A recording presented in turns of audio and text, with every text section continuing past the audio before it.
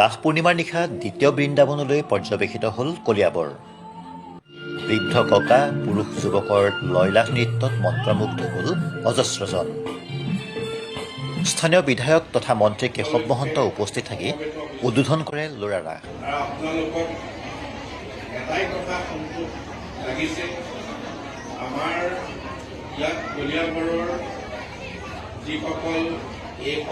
আজিৰ দিনৰ বিজ্ঞ ব্যক্তি তেখেতসকলৰ পৰিচালনাৰে এই ৰাস উৎসৱ ভাগ। ব্যস্ততাৰ মাজতে মন্ত্ৰী কেশৱ মহন্তই ল'ৰা ৰাস চাই আত্মবিভোৰ হৈ পৰে। কলিয়াবৰত পুৰণি পৰম্পৰা ৰক্ষা কৰি অনুষ্ঠিত হয় ল'ৰা ৰাস। নাৰীৰ সাজত গোপী নাছিলে পুৰুষ যুৱকে। ল'ৰা ৰাস মঞ্চায়নেৰে দ্বিতীয় বৃন্দাবনলৈ পৰ্যবেক্ষিত হ'ল উত্তৰ কলিয়াবৰ হাজাৰ মন্দিৰ। 20 বছৰৰ পৰা 80 বছৰ ঊৰ্ধৰ পুৰুষে মঞ্চায়ন কৰিলে ৰাসক্ৰিয়া। উত্তৰ কলিয়াবৰ হাজাৰ সমিতিয়ে আয়োজন কৰা শ্ৰী শ্ৰীকৃষ্ণৰ ৰাসলীলা চাবলৈ আহিল হাজাৰৰো অধিক ভক্ত। উল্লেখযোগ্য যে পূৰ্বতে মন্দিৰৰ ভিতৰত মহিলা যুৱতীক ৰাস ভাওনা কৰিবলৈ দিয়া হোৱা নাছিল।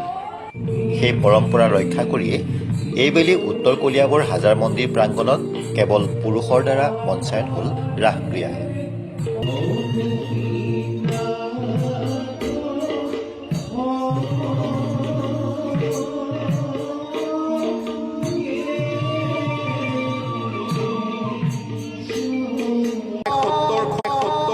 ৰাস উদযাপন হ'ব। আজি তাৰে কেইবাখনো আৰম্ভ হৈছে। প্ৰায় এমাহজোৰা বিভিন্ন অনুষ্ঠান আছে।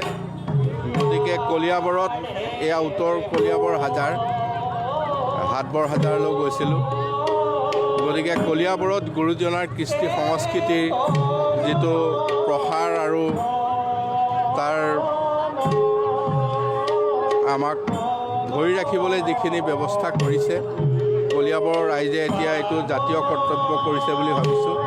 তেখেতসকলক সেইকাৰণে এই সময়ত আমি একেষাৰ উৎসাহ দিবলৈ উপস্থিত হৈছোঁ আৰু আশা কৰিছোঁ কলিয়াবৰীয়া এই পৰম্পৰা আমাক জাতীয় জীৱনত সহায় কৰিব।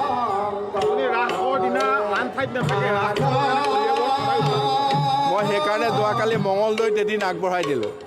আজি ইয়াত থাকিবলৈ কাৰণে এদিন আগতেই তাক মই গৈ আহিলোঁ যোৱাকালি। গতিকে মই সদায় চেষ্টা কৰোঁ ইয়াত থাকিবৰ কাৰণে।